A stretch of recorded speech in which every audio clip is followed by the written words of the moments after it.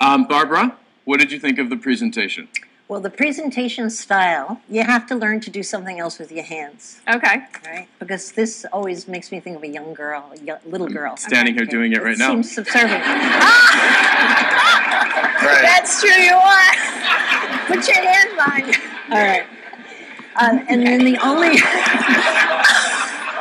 I hope I can take this seriously, but you and I both know this we is can't. important. Okay. This is important information because there's so many people who have businesses just like yours that want to take it to the next level. So body language, first thing. Okay. The other thing is you're extremely articulate. You didn't waste a single word. The one missing word was washable. I'm most curious. I think that's a big word to people. Yes. So I'd wonder about, is it washable? Absolutely. Yeah, well, terrific word. Very important word, because I wouldn't want to have to protect your beautiful art. No, right? they wear like iron. All right. You're so articulate, but the piece that's missing in your articulation to my ear is energy. I think you have to somehow bring your energy way up, because when you're excited about pitching something, no matter what you're selling, and every business has to sell something or it's not a business, people will feel the energy and buy in before you even start talking. So you have to just practice getting that energy level up, because people buy in automatically. It's a huge advantage. That's on the presentation. Okay. And you're pretty. I didn't say anything good. You're very pretty and very believable. You look the part. Yes, you look very honest. Yeah. Doesn't she look you look very honest. Very I always authentic. believe. Very authentic, very honest. Here's my big tip for you. Okay. Presentation really is absolutely everything. You have this industry, you're selling these things online, they're all handmade, they're absolutely gorgeous. You need to elevate what these look like by pairing them with things that people could never afford. Okay. So what I mean by that is you need to call all your girlfriends and their mothers and their grandmothers, and you need to ask them to send you pictures of their very best wedding china, the most expensive silver, the most beautiful cut crystal, the most opulent, incredible fantasy table that you can collect and sort of curate from all of your friends and their families, the best possible things, and you need to do a photo shoot with your pieces combined with those. Because what I've learned in designing products for years and years is that people want to buy the lifestyle. And how much are your napkins? The napkins, the placemats of napkins run $40 for a set. Okay, so if $40... Yes. They're handmade. I'm taking them all. I thought you were going to say it was expensive. No, that's a great deal. You should raise your price. I don't know if I agree. Well, wait, I don't know if I agree with you, because here's why. $40 for napkins. I think that's a significant amount of money. People can buy a linen napkin for $4, but yours are handmade. Yours are unique. It's original artwork, as you've said. But I want a $10 napkin 10 times more if I'm seeing it set up with the most opulent, beautiful table, because I may not be able to ever afford that silver or those wine glasses, but I certainly can have a piece of the dream. So I want these to be the piece of somebody else's dream. That's my advice to you. Great advice. All right. Thank you very much. Thank you.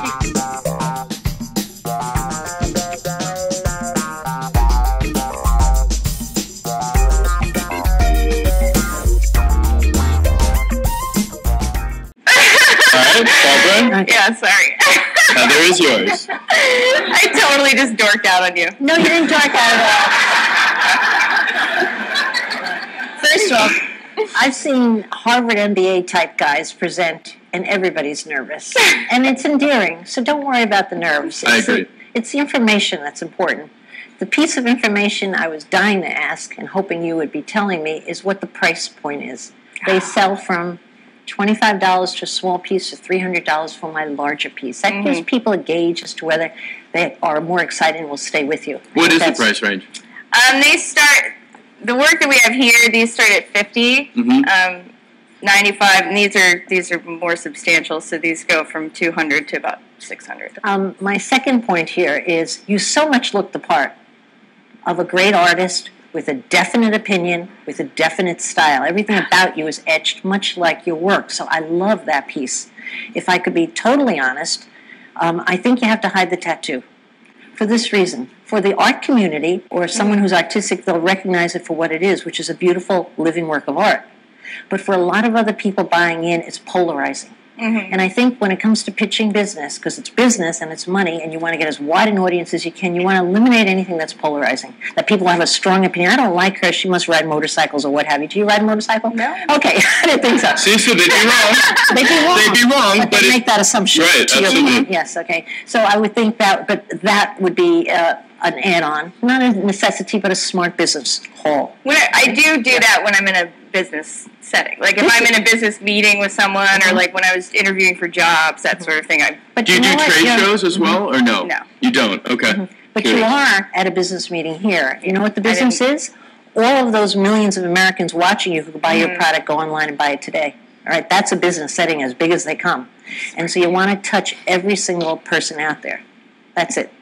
Your turn. All right, here's what I want to say to you. I love the collection. It's absolutely beautiful. The handcrafted aspect of it smacks of that. And I've always believed that a room that feels too manufactured is a bad design. It's why I have a tough time with all reproductions. It's why I'll always go to a market when I'm traveling to a different country, because I want the things that are real. And your collection is absolutely real. What I would advise you to do is expand it, because you've got sort of one-off accessories that are great for gifts. It's great for an anniversary or a wedding gift or things like that. But, you know, for $10, you can turn one of these into a lamp, and then you have an entirely new category with a linen shade. And you can put lighting on your on the website, and when people are searching for things like that that are utilitarian, not just a passion buy, because these are a passion buy. That's what I call passion buy. You want something gorgeous above your fireplace. You're lucky enough to find you and this work. And what I do love is the fact that you display them in multiples. How much are these each? They're $95. Okay, so they're about $100 each. And we have 3, 6, 9, about 12 of these here. That's about an $1,100 commitment. But if you compare that to a price of a good mirror, an original painting, whatever it is, you're about in the running. So it's not like it's totally overpriced or unattainable. It's really something that you have shown them in multiples in the way that your mind as an artist envisions living well with them, and that I love. But my advice to you is expand the line. I don't know that I have $600 to spend on a vase, but I certainly could tell somebody to spend $600 on a lamp that sits on their desk. No problem. No problem. And it's a $10 investment for you and a shade that you could get from Target. So thank you very much for joining us. Thank you so much. Thank you, Patrick.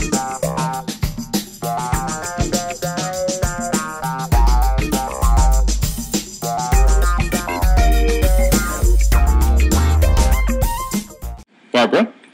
You have one piece like that, or you make them in multiples to keep selling? I'm just making multiples. I make them So over each and one is over. authentic in its own very special way. Yes, they're all different. To my second point, I went online and couldn't find you outside of the Etsy website. So you don't exist on my computer Right. outside Etsy.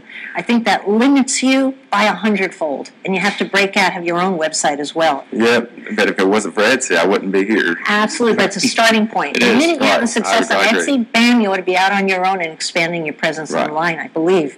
And I don't see why you wouldn't, all right? Right, exactly. The very last point here is, I think that as a way to start, but I think a pitch is so much more powerful when you say, what people tell me they love about this is this little knot in here and this little finish. So Yeah. just changing that tense gets people to buy in and more apt to agree with the other people versus have to buy in and just agree with you. That's Does that really make sense? important. So you present the feedback that you've already gotten, because I'm sure you've had email exchanges and people writing you and saying they were so happy when the table arrived and it Right. changed the way they felt about their room. That's Yeah, that's a all good feeling. stuff it's Yeah. a great feeling. It's been my goal in designing spaces my entire career. Yeah. I live for that email, and I'm sure you have them, so that should be part Yeah. And of your online. pitch.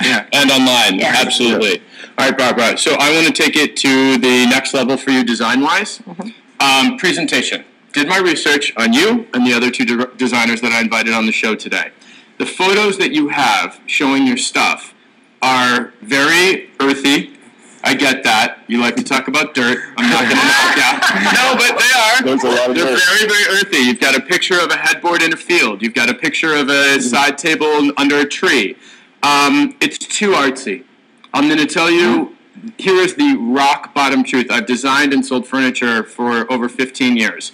No one, except for people in the design community, artists, people who are unbelievable at visualizing something from nothing can figure out what a headboard photographed under a tree is going to look like in their room. Nobody. So you are doing yourself a disservice because your pieces are absolutely beautiful. But what you need to do is actually similar to what we've been talking about with the other two designers.